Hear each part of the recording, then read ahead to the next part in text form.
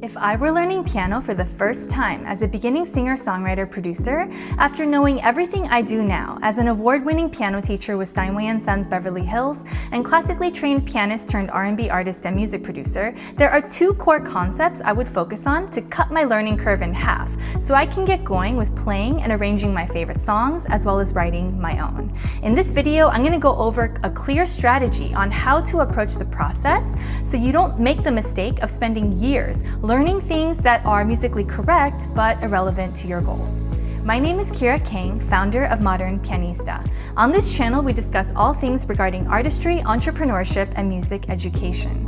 If you are a creator of music and you're interested in the creative life, you should subscribe and stick around.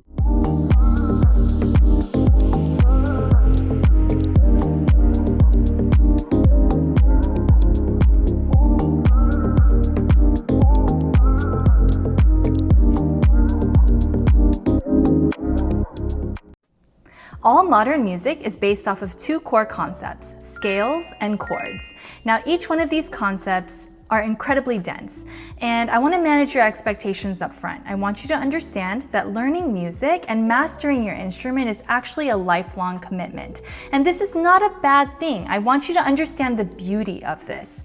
Just like how you can't quantify how many shades of blue exist in the world, you can't quantify the feelings that you feel, the life experiences that you've had, or the different combinations that you're going to use in music theory to express that.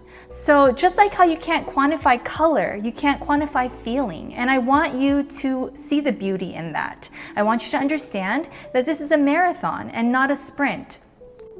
I am here, however, to help demystify the process and help you tackle each one of these concepts. For chords, I want you to follow my A.R.R.I.V.E framework. A.R.R.I.V.E stands for arpeggios, root position, related songs, inversions, voicings, and extensions.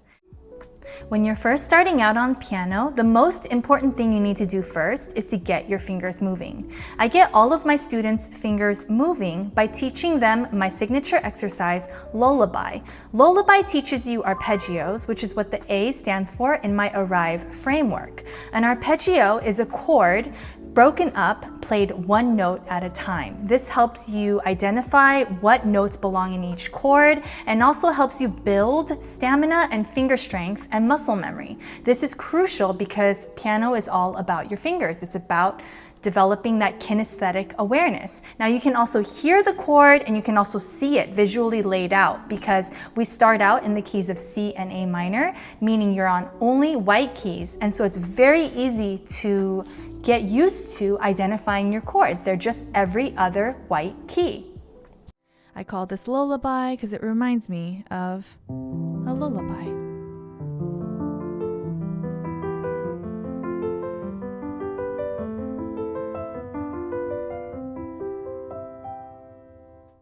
Once you feel comfortable with Lullaby, we're going to move on to the R in A.R.R.I.V.E framework, which stands for root position. Root position is my signature exercise, chord hopscotch. I like to call it chord hopscotch to keep it light and fun. It reminds you of when you were a kid playing hopscotch on the playground, but now you're playing finger hopscotch on the piano.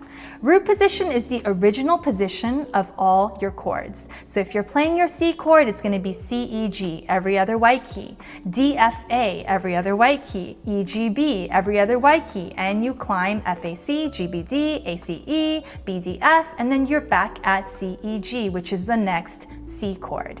Now you're going to play this all together at the same time. I do this after I teach arpeggios because it takes a little bit of finger strength and getting used to hold all three notes down. Even for adults, there's a slight learning curve. It depends. It depends on who you are, how far along you are, right? But you want to start with root position chords first.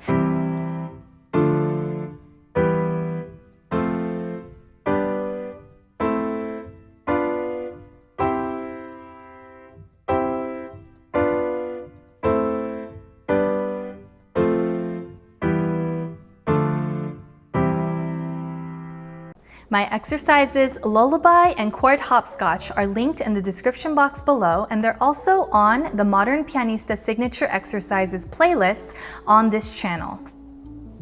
The second R in the A.R.R.I.V.E framework stands for related songs. This is going to help you solidify your understanding of arpeggios and root position chords, or lullaby and chord hopscotch if you're referring to it by the name of my exercises. Now, it's important to do this because we're here to have fun. You're here because you love music and you want to play your favorite songs. So I need you to stop and take a breather and apply it before we go on to more advanced concepts like inversions, voicings, and extensions. I have an ongoing list of songs by key signature that would be great for you to get started with. I want you to start in the keys of C and A minor first, so you can solidify some concepts, and then it'll be a lot easier when you approach songs in the key of G and E minor that have one sharp, or F and D minor that have one flat, and so forth. There's a lot of great songs in the keys of C and A minor. For example, Bill Withers' Lean on Me is in the key of C. So is Sabrina Carpenter's popular song Espresso. We have Ariana Grande's No Tears Left to Cry in the key of A minor, Rihanna's Stay in the key of A minor, and so forth. Join my email list and I'll be happy to share that ongoing list of songs with you. This is how I want you to work. If you're a singer, I want you to hold the root position chord down in your right hand as you're singing the lyrics. As you feel comfortable with that, you can add corresponding octaves in your left hand. So if you're playing a C chord, then play an octave of C in your left hand. As you get more comfortable, we can add other elements like your sustain pedal or some rhythm and grooves.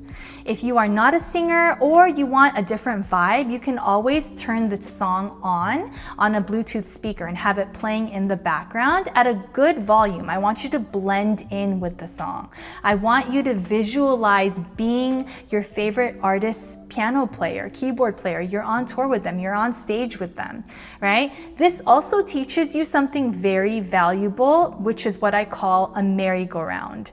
So every song is based on a chord progression, which is just a group of chords, usually 3 to 4 chords that repeat over and over again, especially in pop music. So it's easy to get flustered when you miss a chord and you're trying to play that chord that you missed. But what I teach all my students is to listen for that cycle to come back around. So if the chord progression is C, G, A minor, and F, let's say you missed the G, right? And you're trying to play G now, but the song is already on A minor. By the time you realize it, then it's on F, and then now you're freaking out and you're flustered, right? I teach all of my students to just wait and hop on to the next C chord that comes back around. Now what this does is it calms your nerves, it teaches you performance tactics. Instead of striving for perfection, I'm teaching you to listen for the next C to come back around, and also teaching you that mistakes are not a big deal. What a really crucial skill to learn is to learn how to improvise your way out of mistakes instead of striving for perfection all the time. So there's a lot of fun to be had with the related songs, and I want you to do that in root position in simple key signatures first, so you can solidify the concepts of arpeggios and root position chords through related songs. So now that you're comfortable with arpeggios, root position chords, and you've related them to some familiar songs, now it's time to get a little bit more sophisticated with how you play your chords. Root position chords are the original form of the chord, so there are other options. So if you are playing your C chord, C-E-G is a C chord, but so is E-G-C. So instead of playing them every other white key, now you are playing the higher C, E, G, C, G, C, E, and so you are playing a different order of notes, but they are still the same notes in the C chord, which makes it a C chord.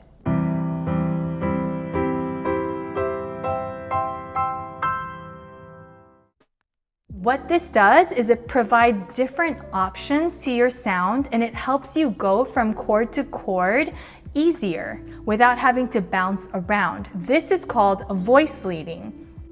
I'm gonna have to make a separate video on voice leading because, like I said, this topic is very dense and it's definitely not something I can fit into one video. This video is strictly to give you the A.R.R.I.V.E framework so you understand how to work off of the tutorials that are already existing on my channel and you understand step by step what you need to do.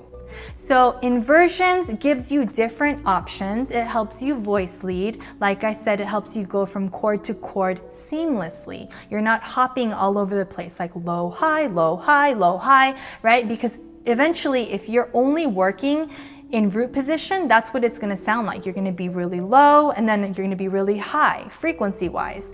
And so it just sounds amateur. It sounds all over the place, right? It's enough to get started with and have fun with. And if you're a producer, you can mask quite a bit with sound design. But, you know, ultimately you do want to be able to invert your chords. You want to be able to voice lead, at least triads, right? I hope so. I hope you have some higher standards for yourself. Let's move on to V for voicings. Now, voicings is a step above inversions. So inversions teaches you the 2 different options if you're working with triads, or the 3 different options if you're working with 7th chords. Voicings, however, is even more advanced and more interesting because inversions, you're only working one hand, right? You have the chord in one hand, whereas voicings, it now incorporates your other hand. So you have endless options now at this point because you are voicing your chord with all 10 fingers. So say, for example, instead of just playing C, E, G, E, G, C, G, C, E, or if you're working 7th chord, C, E, G, B, E, G, B, C, G, B, C, E, and B, C, E, G, right? Instead of working it in one hand, now you can have the C and the B in your left hand, and you can have E and G in your right hand. And that's a different sound. Once you start working with voicings, you'll understand like, oh, that sounds lush. That sounds sophisticated. Wait, who is that playing piano, right? So there are levels to this. It takes time to get here. I just want you to know that it exists. It depends on where you're at in your piano journey. If this is like, hey, Kira, I'm all for it. I'm ready. Let's go. Then good for you. That's amazing because voicings will make all the difference in the world. The E in A.R.R.I.V.E stands for extensions. Once you've learned your inversions and your voicings, you can add extensions. Extensions are another way to add more options to your sound and make yourself sound so luxurious, so lush and sophisticated and emotional, and all these varying hues of, it's just delicious. I love it. So an extension, if you're counting the notes of your scale or counting the notes of the chord, we use a lot of numbers in music, right? If you're counting the notes of your scale, then we have 8 notes total that'll go from C to C, right? The 1 is C, the 2 is D, the 3 is E, the 4 is F, the 5 is G, the 6 is A, and I'm just gonna stop there because that's all you need to know right now, because the 2, 4, and 6, which is the D, F, and A of your C scale, is actually called 9, 11, and 13 when you go past the octave. Let me say that again. It's gonna take a while to sink in.